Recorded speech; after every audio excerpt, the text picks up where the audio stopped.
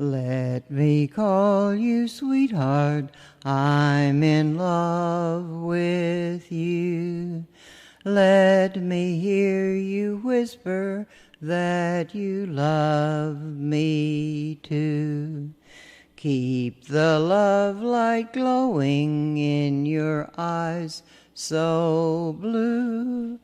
Let me call you sweetheart, I'm in love with you. A time to say goodbye. Saturday before last, a week before my 40th wedding anniversary, I woke up at 3:30 a.m. with a feeling of unutterable sadness. I don't go to bed until midnight, so I never awaken at 3:30. I'm usually cheerful or resigned. My husband's Alzheimer's disease has been with us for so many years that the grief is a dull ache that I do my best to ignore. But this was a special feeling. I have never had any ESP experiences, but that morning as I lay in bed in the dark, I felt Harold's spirit was with me, and that he was saying, I can't hold out any longer. I'm going. Goodbye.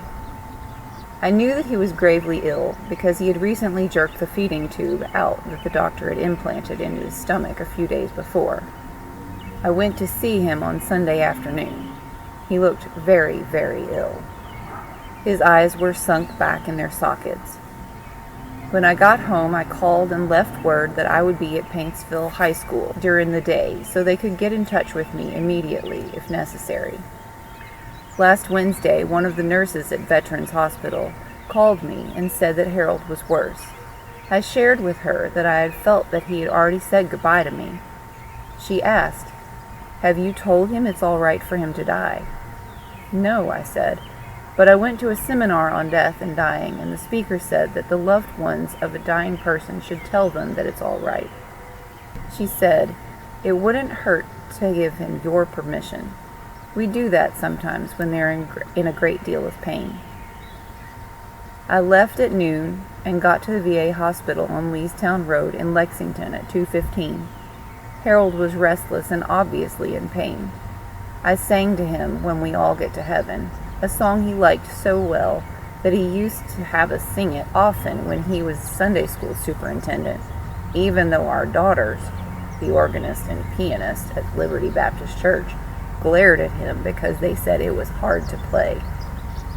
I sang "Let the Rest of the World Go By," a love song I've always sung to him in the car when we were traveling long distances. I said the Lord's Prayer, and all I could remember of the 14th chapter of John, the "Let Your Heart Not Be Troubled" chapter.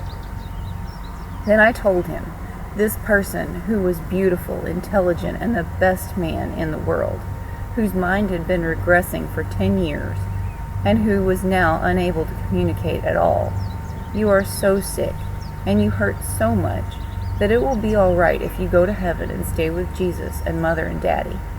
Kathy, Patty, and Stevie will take care of me." Then I said, "I've got to go home now. Tell me bye."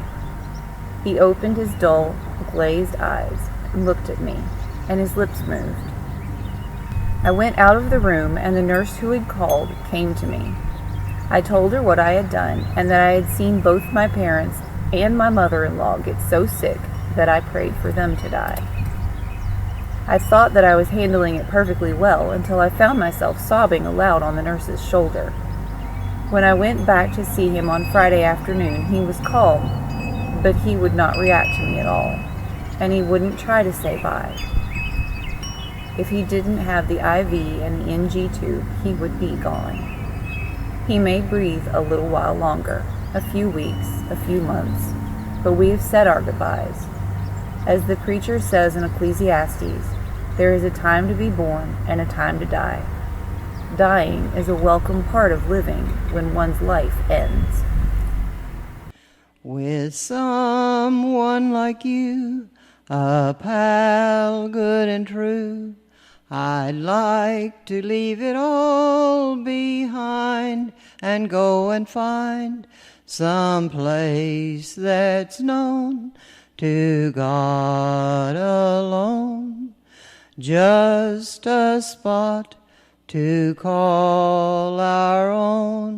we'll find perfect peace where joys never cease.